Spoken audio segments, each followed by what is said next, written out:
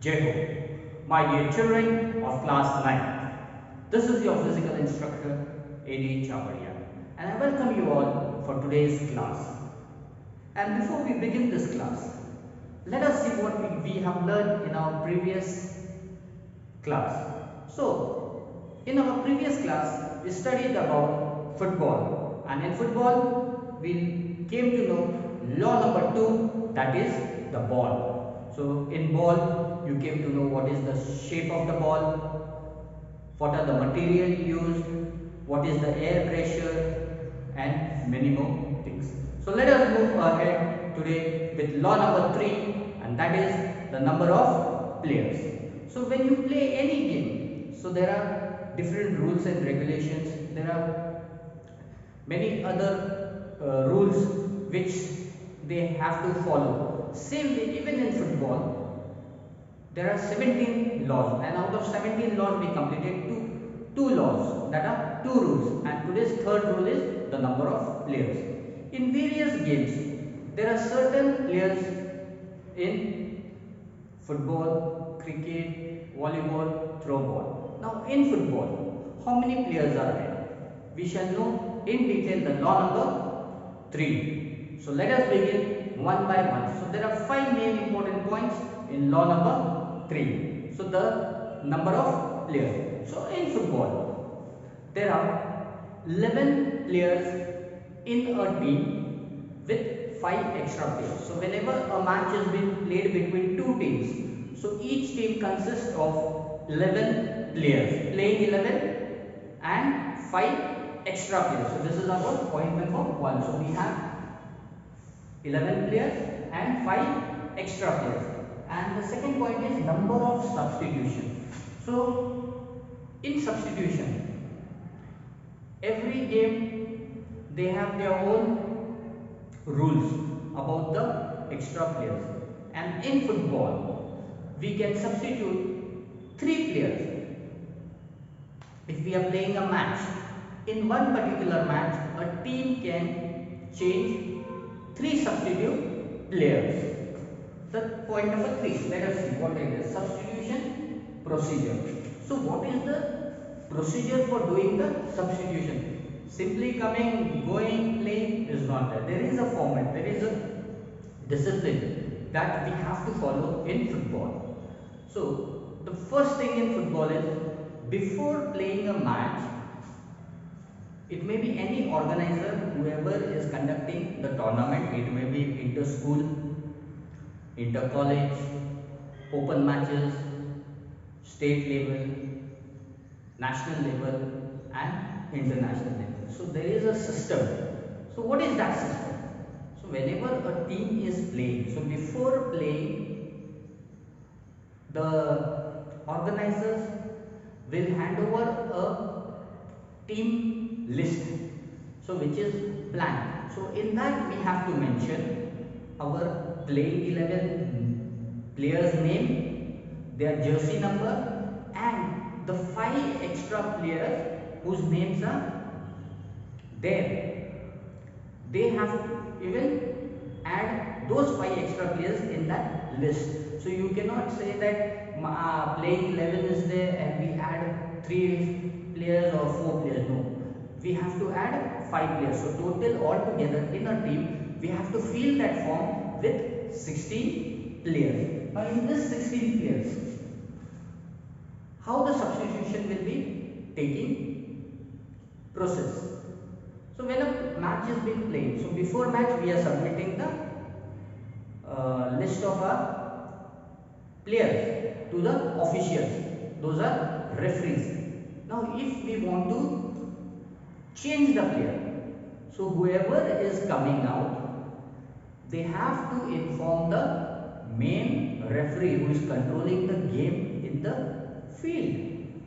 So in this process, the player who wants to go from outside in to play, they have to intimate to the assistant referee, and assistant referee will give a signal to the main referee. So in this process, the assistant referee will first check whether the player who is going to play inside, whether his name is there in the list or no, and if his name is there, immediately they will not send them.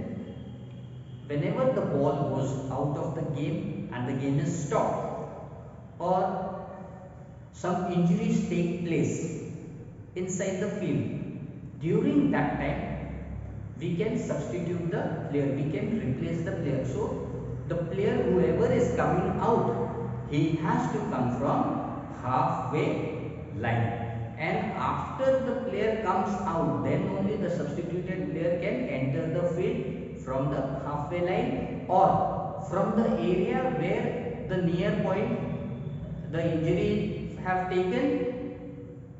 We can go from there, the player can come out from there or he can enter it. But main, if we want to change or we want to replace the player, until and unless the official is not been intimated, we have to take the permission from the official, that too when the game is stopped. So there may be different situation where the game has been stopped. So during that time we can replace the player, and the player who has come out, he will be coming from the halfway line. As you know, you have seen the ground. So the ground is divided into two parts. In the middle of the ground there is a line. So we have to enter from there and exit from that way only. So the player who is coming out will come from the halfway line out. Then only after coming out, the substituted player will enter the field. Now let's see next point. So change of goalkeeper. So what in process of change of goalkeeper? Same thing is there in goalkeeper too. But in goalkeeper, any player playing among the team, those who are there inside playing, leaving the goalkeeper, we have 10 more players. So out of 10, anyone can be a goalkeeper. So how this process is, it is as similar as how we are changing the other players. But in this, we have to again intimate to the main referee, that too when it is stoppage, the time is stopped, as the ball has gone out or some misconduct has been taken, some fouls are done. So during the throw time, during the goal kick, corner kick, because at this moment the game has been stopped for a particular time, it may be for few seconds or few minutes. So during that time they can change the goalkeeper. Now let us see the next point, that is player and substitution replacing. Now in this process it is as similar as substitution, but in this condition the player whoever is coming out of the field, it may be he is injured or we are changing the player. So the person who is being sent off, who is coming, leaving the ground and coming out, that person will be not allowed to play again in that particular match. So once he is off the ground and he wants to come back, so it is not permitted. When he comes out, he becomes a substitute player. So whenever the player whoever is being sent off, he will be no longer playing for the team at that particular match. He can play in the next match, but if he is coming out and if he wills to go and play again, no, it is not permitted. But if there is an extra time given, suppose the match is draw and the score of both the teams is equal, so during the extra time, so it depends on the organizers or the committee what kind of level they have organized the matches, whether it is a school level, whether it is a college level, or it's a open tournament. So according to that, there are some 5 minutes, 10 minutes, 15 minutes, depending on the organizers.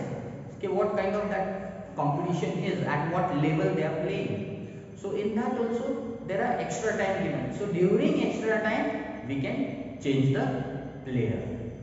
So my dear children, this was law number 3 in football. I hope you all are playing football, so you might be familiar with these all things, but these are basic things which each and every one of us should know.